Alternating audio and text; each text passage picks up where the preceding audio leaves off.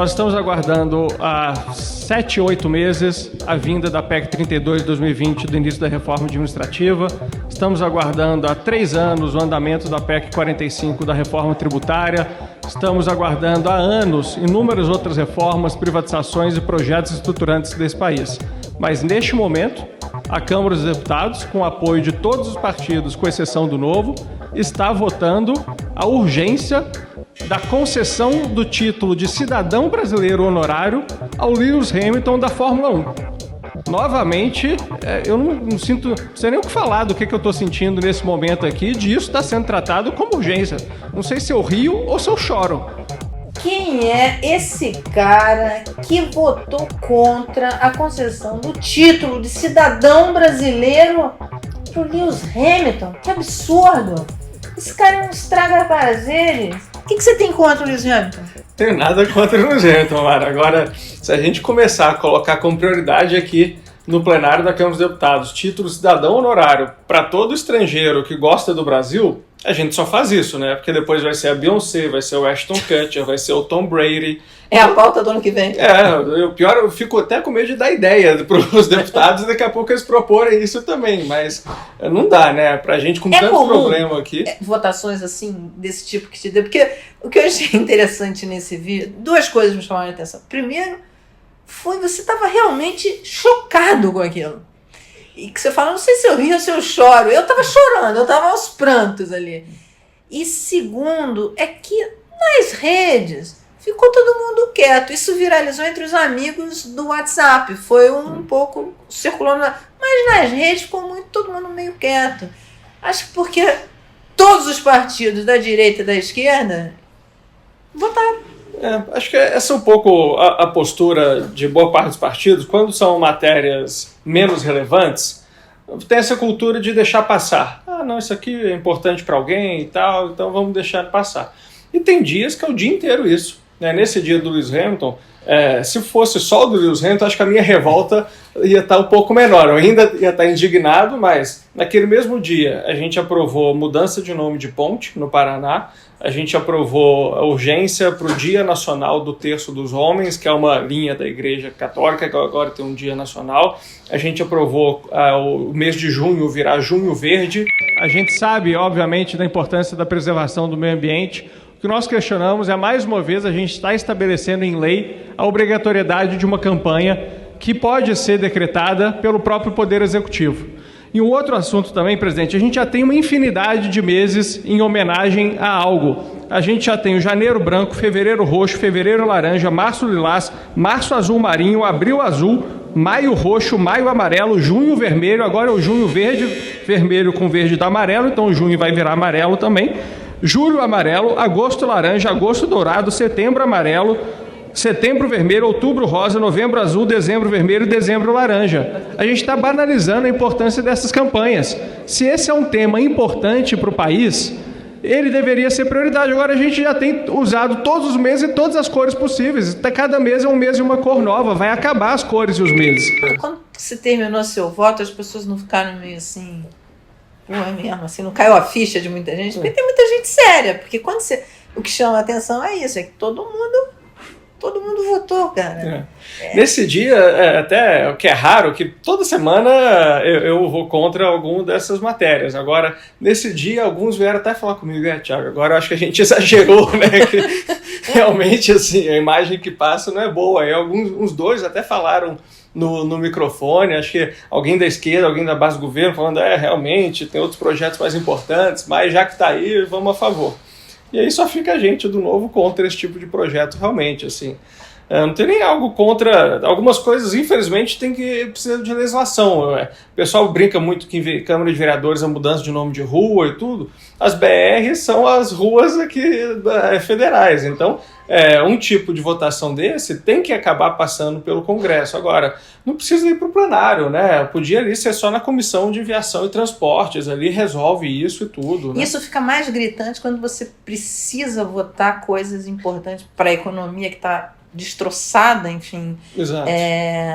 E aí você tem essa urgência, né? Você tem urgência para votar pautas econômicas. Seja a favor, contra, o que for, mas pelo menos vote, né? Exato, né? E a gente vê vários projetos que estão parados há tanto tempo, né? A reforma tributária, a princípio, está décadas parada, mas a gente tem hoje uma proposta super concreta, aceita em boa parte da sociedade, dos especialistas, que é a PEC 45, né?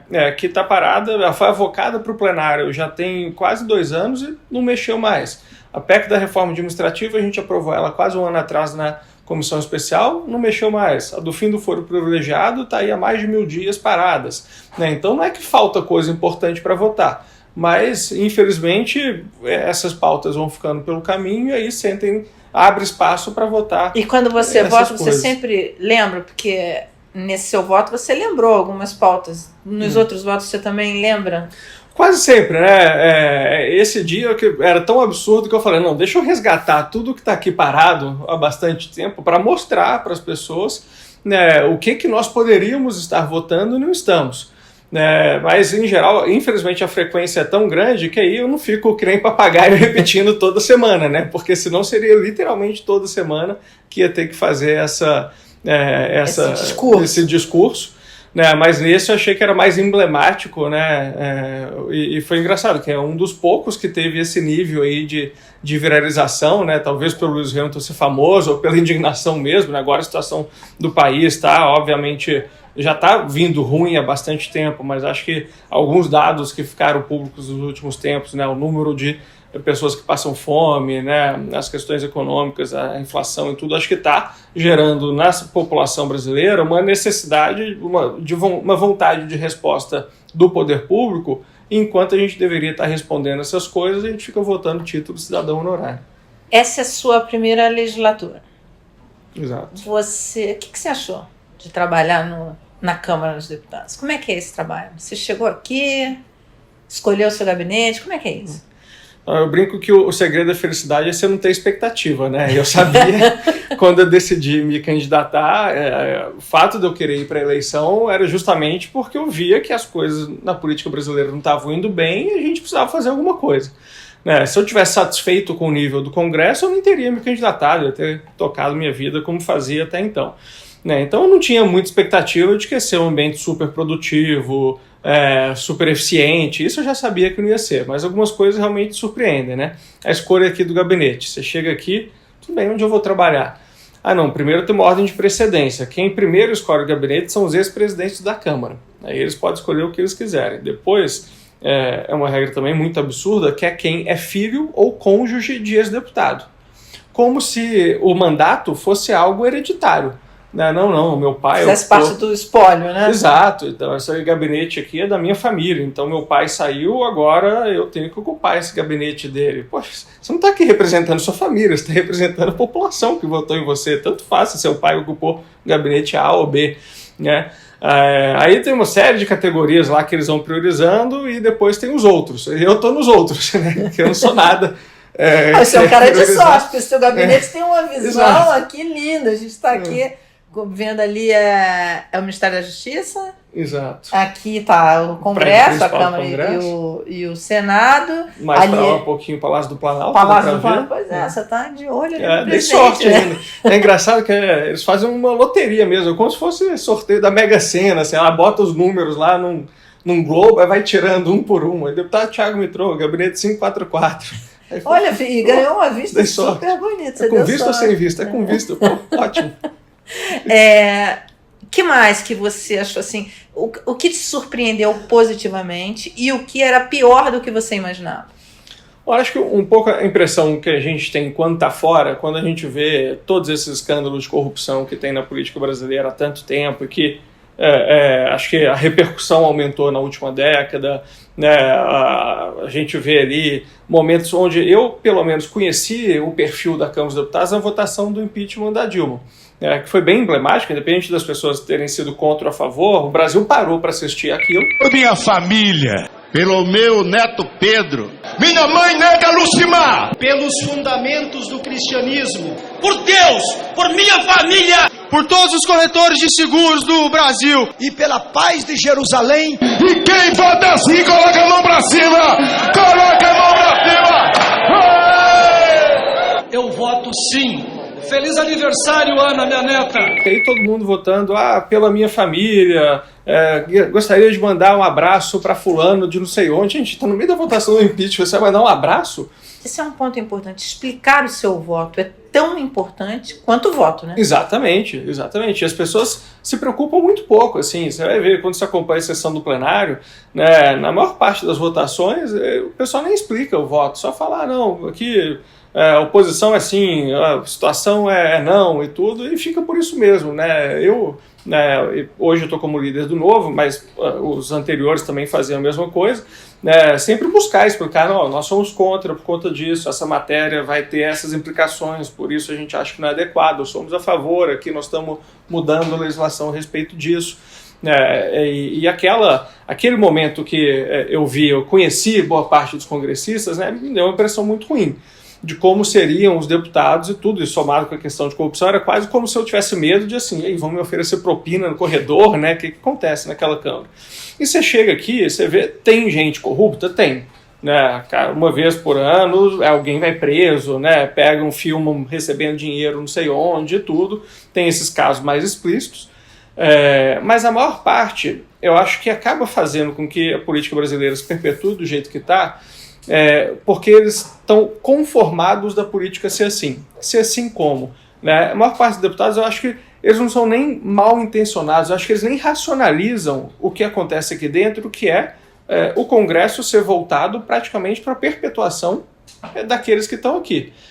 E quando a gente vê as grandes votações e tudo, a quantidade de deputado que vota, não porque acha que é certo para o Brasil ou que é errado para o Brasil, mas porque aquilo não vai pegar bem, né, com a base ou coisa assim, é inacreditável. Né? Eu lembro duas situações que isso aconteceu.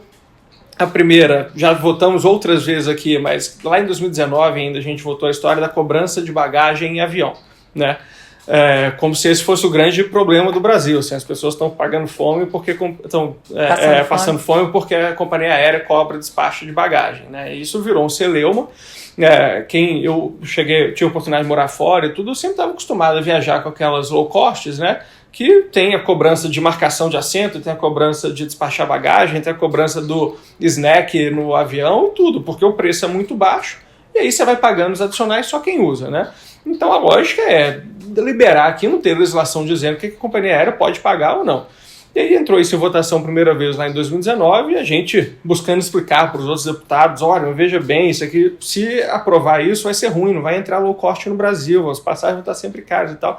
Um deputado virou assim para mim, Thiago, agora entendi por que vocês estão a favor, estão contra essa legislação, mas olha, vou torcer para vocês ganharem, mas não consigo votar com vocês. Então, assim, quando eu achei que eu tinha convencido o voto do cara, né, ele fala assim, não, agora que você me convenceu, eu vou torcer para você ganhar, mas eu não posso votar, porque até eu explicar, você ficou 5 minutos me explicando, que até eu explicar para alguém, eu já perdi a próxima eleição, né?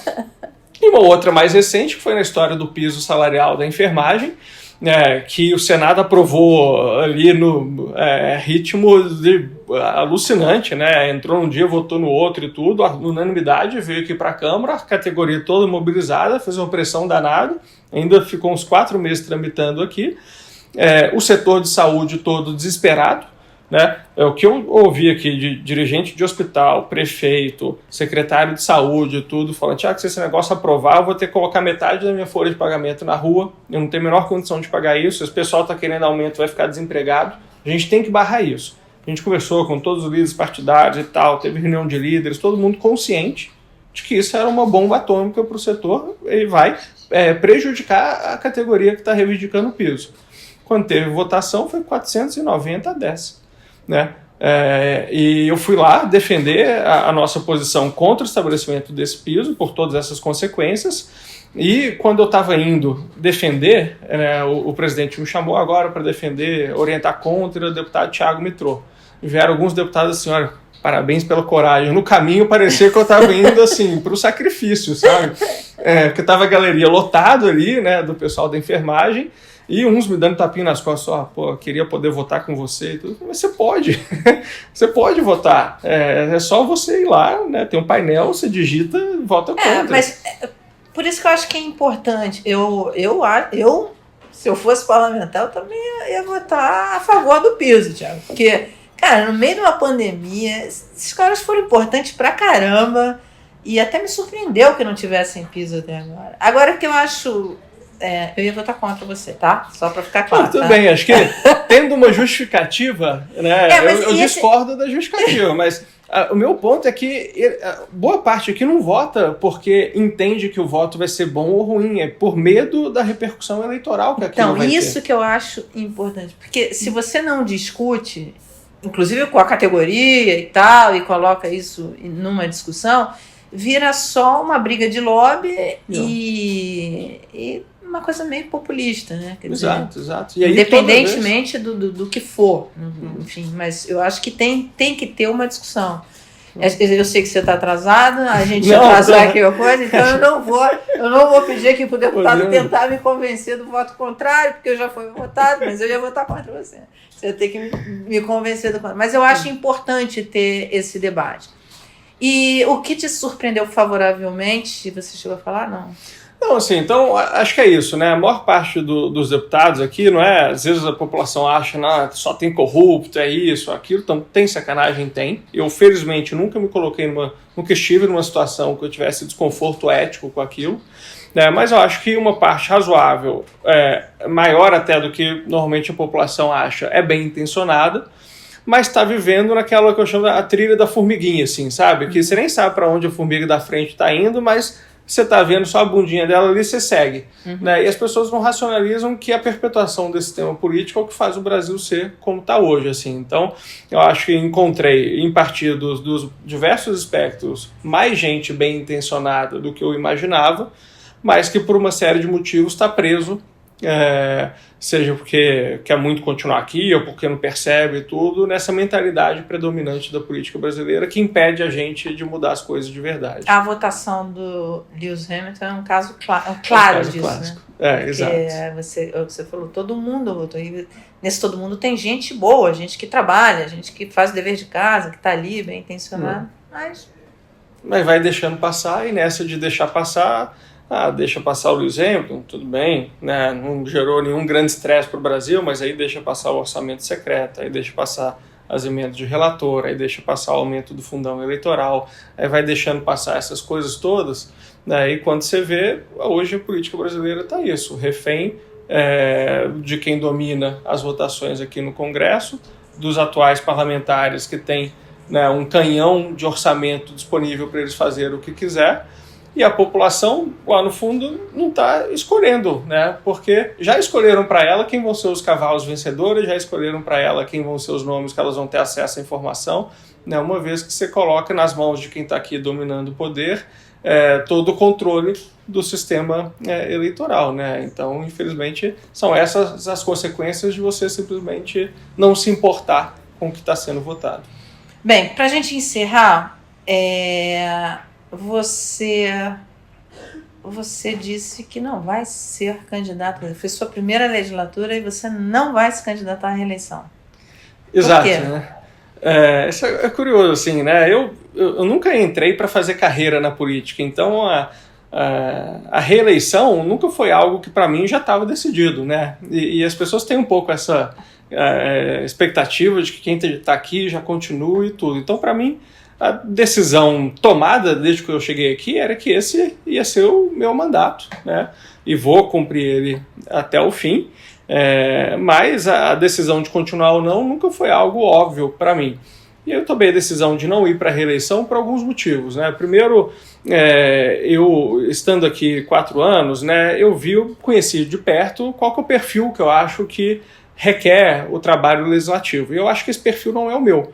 Eu sou alguém, eu fiz faculdade de administração, sempre trabalhei com gestão, era executivo do terceiro setor antes de vir para cá e tudo. Então eu tenho muito mais, acho que, características, né, ali voltadas para um trabalho executivo, de gestão, de administração. Aqui na Câmara, eu acho que o perfil que mais se adapta, né, e se adequa para o dia a dia do Legislativo é um perfil diferente. Né? Não é alguém como eu que gosta de planejar a semana, o mês, o semestre, coloca suas metas, objetivos, traça o projeto, executa. Porque aqui a gente às vezes chega no dia da votação e não sabe ainda nem qual é a pauta. né? Então é gente que gosta muito mais da discussão ali e daquele calor do momento, o que aconteceu, o Bolsonaro falou tal coisa cercadinho, eu tenho que reagir a isso nas minhas redes, né? Agora entrou isso em pauta, tenho que subir na tribuna para falar contra, para defender, articular e tudo. Então é muito mais assim, questões de curto prazo que vão sendo colocadas na mesa. Óbvio que você pode estruturar algumas coisas, eu faço isso no trabalho de reforma administrativa, que eu tenho desde 2019 atuado e tal, mas esse trabalho imediatista é o que ocupa 80% do seu tempo, né? E eu sinto então que 80% do meu tempo eu estou ocupado de algo que não é o que eu faço melhor. E o que eu sei fazer bem, eu tenho 20% do tempo para dedicar àquilo. Então, eu acho que eu posso fazer mais pelo Brasil, pela mudança da política que a gente precisa ainda passar. Esse processo ainda vai ser um longo processo, se eu tiver a maior parte do meu tempo disponível para fazer o que eu sei fazer bem, né? E eu acho que isso não é no legislativo. Eu acho que isso é ou no executivo, ou nos bastidores, né, no terceiro setor, alguma organização que está apoiando esse processo de mudança política, o que for. E quero, então, concluir o meu mandato, cumprir ali o compromisso que eu estabeleci com os eleitores, né? E um segundo motivo é também dar oportunidade para outros estarem aqui, né? Quando eu decidi me candidatar lá em 2018, não conhecia muita gente que tinha o perfil parecido com o meu, que tinha vontade, né, de estar aqui. Hoje eu conheço dezenas, né? A chapa do Novo, que teve 35 candidatos a deputado federal em 2018 lá em Minas, hoje tem mais de 50. Né? Tem vários que eu falo, eu confio tranquilamente nesses aqui, a continuidade do trabalho que eu desenvolvi. Então eu permanecer aqui, de certa forma, também limitar o crescimento desses que ainda não estão aqui e querem vir. Né? Então eu tenho muita tranquilidade de não ir para a reeleição. Né? Eu acredito que nesses 4 anos, 3 anos e meio, daqui a pouco 4, que eu tive aqui, né, eu segui fielmente aquilo que eu expus para os meus eleitores na campanha, e tem gente boa, né, vindo com a vontade de dar continuidade a esse trabalho. Então eu não acho que a minha permanência é mais necessária. Enquanto em vários outros lugares eu acho que eu posso contribuir mais com o país, com o meu estado. Né? Então é muito essa mentalidade que me fez tomar a decisão de não ir para a reeleição. Você é muito jovem. O que você diria para outros jovens do país em relação à política? Né? Você vê alguns movimentos e tal, mas eu estava conversando com um amigo que me disse, não, ninguém quer que o filho vá para a política. Ninguém quer. O cara não quer que ele vá se meter nisso, porque tem problemas, é só, enfim, risco, ser atacado e tal. O jovem tem que vir para a política, tem que ser político. O que você diria para esses jovens que querem iniciar uma carreira política, enfim, ou que não querem, mas que deveriam?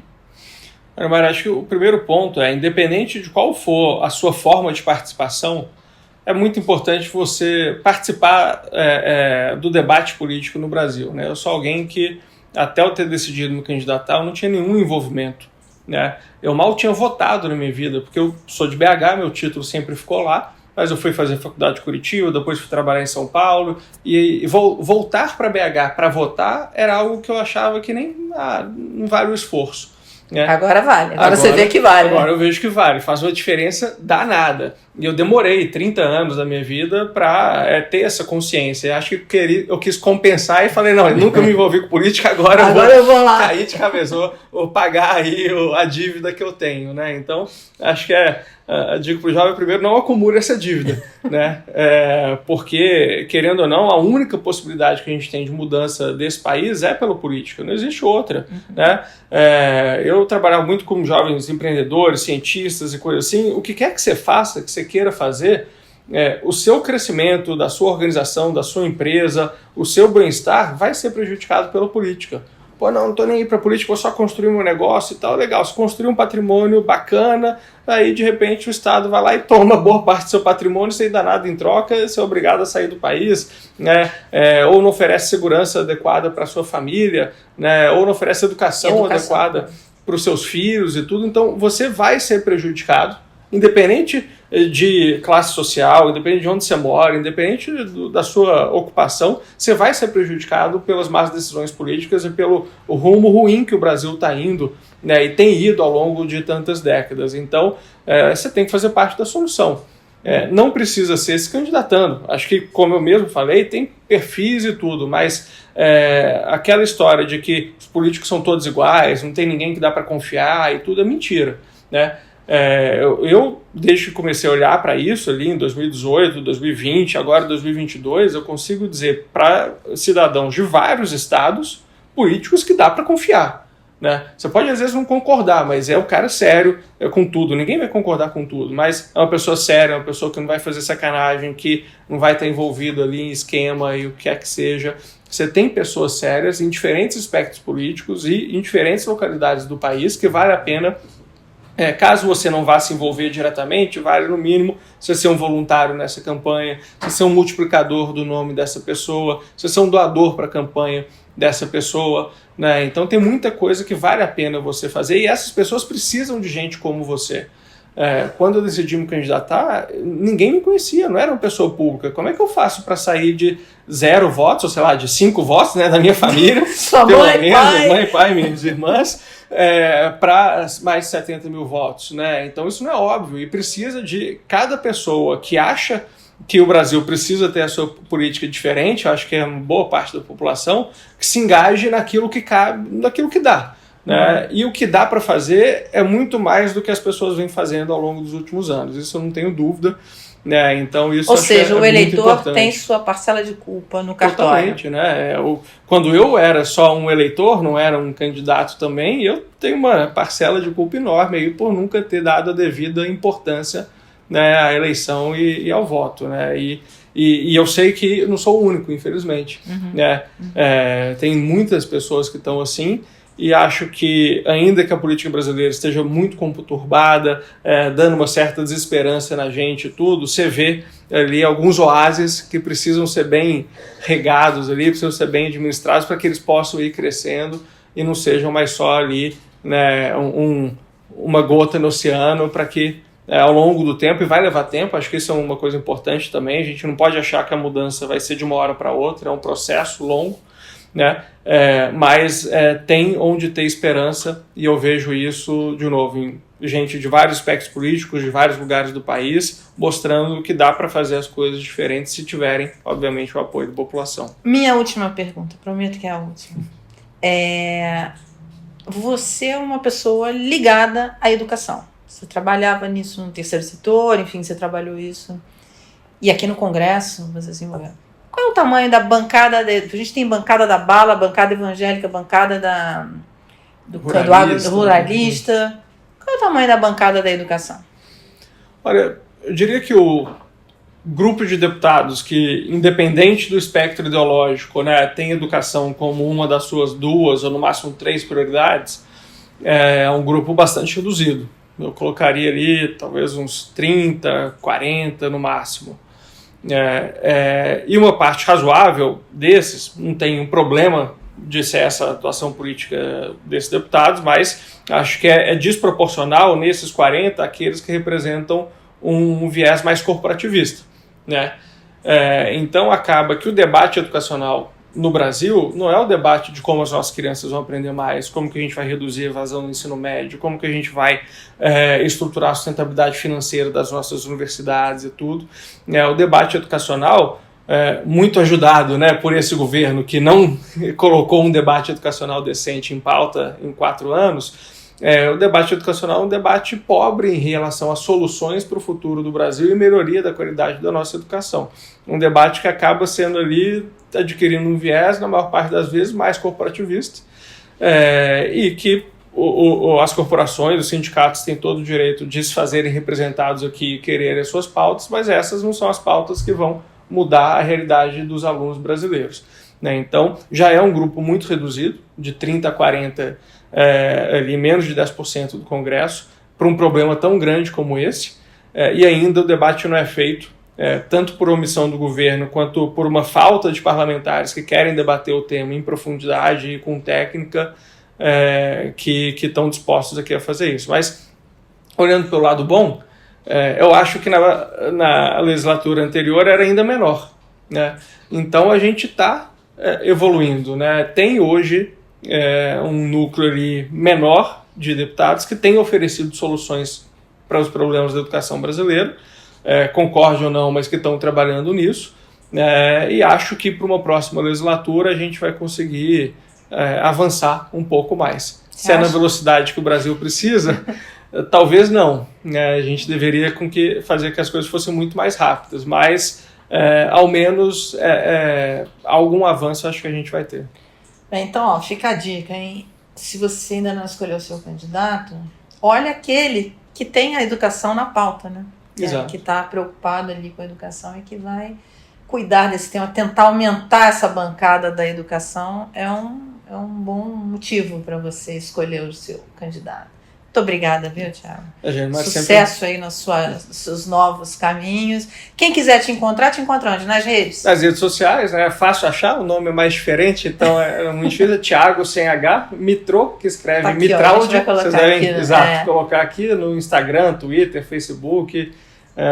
Tá do mesmo jeito lá, só digitar Thiago Mitro que vai achar. Legal. E obrigado aqui pelo convite, mais uma vez estar aqui com vocês no My News, sempre um prazer conversar contigo e com os assinantes. Obrigada. Bem, se você gostou, compartilha como você compartilhou aquele voto do Lewis Hamilton. Lewis Hamilton não vai te perdoar nunca por isso. Mas enfim, todo mundo votou a favor. Brincaram que quando ele vier para o Brasil receber o título, vão me convidar para entregar para ele. Compartilha, se inscreve no canal. O Thiago vai deixar a câmera, mas não vai deixar o My News, porque ele vai estar sempre aqui com a gente. Obrigada, viu? Tchau, gente. Até a próxima.